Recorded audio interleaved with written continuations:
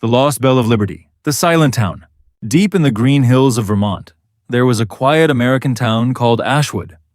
It was a peaceful place filled with wooden houses, maple trees, and friendly people who knew each other by name. At the center of the town stood an old church made of gray stone. Above the church was a giant bronze bell known as the Bell of Liberty. For more than 100 years, the bell rang every morning at sunrise and every Sunday before prayer. Its deep sound could be heard across the valleys and forests. The people of Ashwood believed the bell brought unity and hope. But one terrible night changed everything. A violent thunderstorm struck the town. Rain poured from the sky while fierce winds shook the buildings. Suddenly, lightning hit the church tower. The next morning, the people discovered something impossible. The bell was gone. No broken pieces, no signs of thieves, nothing. The bell had simply disappeared. After that day, Ashwood slowly changed. Families moved away. Shops closed earlier, festivals stopped. The once happy town became quiet and cold. Many people believed the bell carried the spirit of the town itself. And now, that spirit was lost. 30 years later, a 14-year-old boy named Ethan Carter came to Ashwood during summer vacation. Ethan lived in Chicago with his parents, but every summer he visited his grandfather, Samuel Carter. Samuel owned a small bookstore near the town square. His shop smelled of old paper, coffee, and wood. Ethan loved spending time there. Unlike most kids his age, Ethan loved history, puzzles, and mysteries. He spent hours reading stories about lost treasures and forgotten places.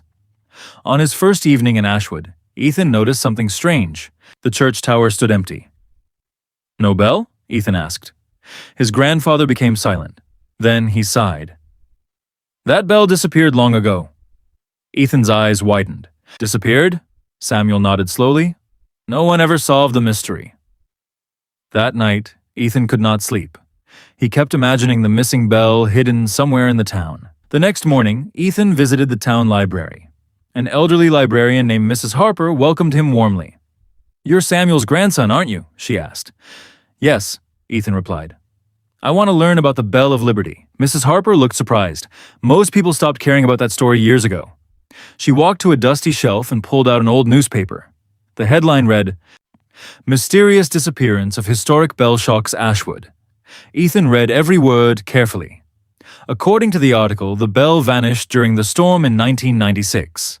Some people believed thieves stole it. Others believed the bell was hidden during dangerous times to protect it from criminals. But there was another rumor, a local legend. Mrs. Harper lowered her voice. "Some say the bell only returns when the town truly needs hope again." Ethan smiled. "That sounds like a movie." Mrs. Harper laughed softly. "Maybe, but every legend hides a little truth." That evening, Ethan explored his grandfather's bookstore. In the storage room, he found an old wooden box covered in dust. Inside the box were ancient papers, photographs, and maps. One map immediately caught Ethan's attention. It showed underground tunnels beneath the church. At the bottom corner, someone had written, "The bell must remain hidden until the right time." Ethan's heart raced. Could this map lead to the missing bell? He rushed downstairs. "Grandpa, look at this." Samuel's face turned pale when he saw the map. "I haven't seen that in years," he whispered. "Where did it come from?" "It belonged to your great-grandfather." "Did he know where the bell was hidden?" Samuel stayed silent for a moment. Then he said carefully, "He once told me that some secrets protect people." "But maybe," Ethan replied, "it's time for the truth." The next day, Ethan packed a flashlight, notebook, rope, and backpack. He entered the old church alone. Sunlight passed through colorful stained glass windows while dust floated through the air.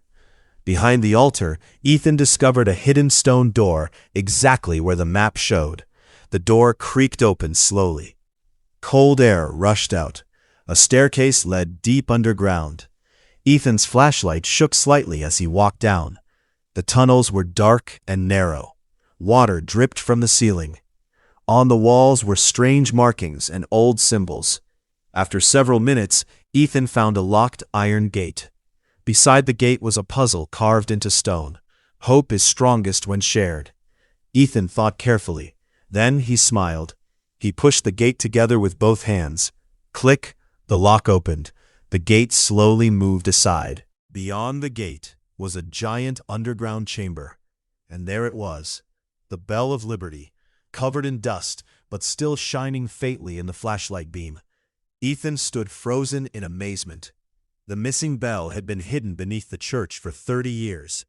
Beside it was a small wooden table holding a journal. Ethan opened it carefully.